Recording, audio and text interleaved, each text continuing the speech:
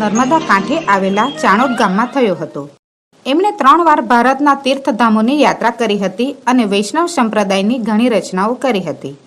પરંતુ આ ભક્ત કવિએ લખેલી કૃષ્ણલીલાની ગરબીઓ ગુજરાતી સાહિત્યમાં અજોડ છે. એમની ગરબીઓમાં ભાવની મધુરતા છે અને એને અભિવ્યક્ત કરતી ભાષા રસભરી અને મીઠી છે. ઢાળની વિવિધતાથી આ ગરબીઓ ખૂબ લોકપ્રિય બને છે.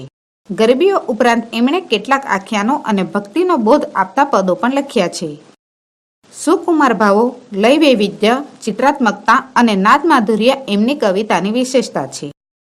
જિંદગીભર અપરિણિત રહેલા આ કવિએ પોતાનું સમગ્ર જીવન કૃષ્ણ ભક્તિમાં સમર્પી દીધું હતું.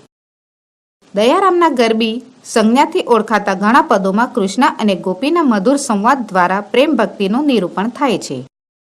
આ ગરબીમાં કવિએ કૃષ્ણ પ્રત્યેના ગોપીના પ્રેમભાવને કૃત્રિમ રોષની વાણીમાં વ્યક્ત કર્યો છે.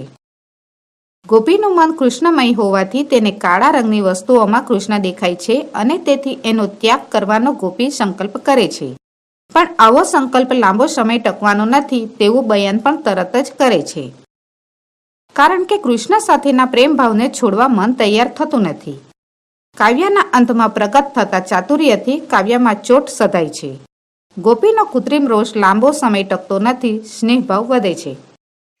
પ્રકરણ 7. શ્યામ રંગ સમીપે. શ્યામ રંગ સમીપે ન જાવું, મારે આજ થકી શ્યામ રંગ સમીપે ન જાવું. આ પંક્તિમાં કહ્યું છે કે શ્યામ રંગ કૃષ્ણની નજીક મારે નથી જવું. મારે આજથી શ્યામ રંગ કૃષ્ણની નજીક નથી જવું. જેમાં કાળાશ તે તો સૌ એક સરખું, સર્વમાં કપટ હશે આવું. મારે આજ થકી શ્યામ રંગ સમીપે ન જાવું.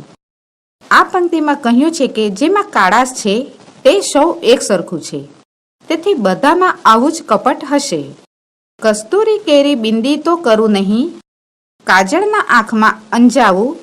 મારે આજ થકી શ્યામ રંગ સમીપે ન જાવું. આ પંક્તિમાં કહ્યું છે કે કસ્તુરીની બિંદી તો નહીં જ કરું, આંખમાં કાજળ પણ નહીં અંજાવું. કોકિલાનો શબ્દ હું સુણું નહીં કાને, કાગવાણી શકુનમાં ન લાવું. મારે આજ થકી શ્યામ રંગ સમીપે ન જાવું.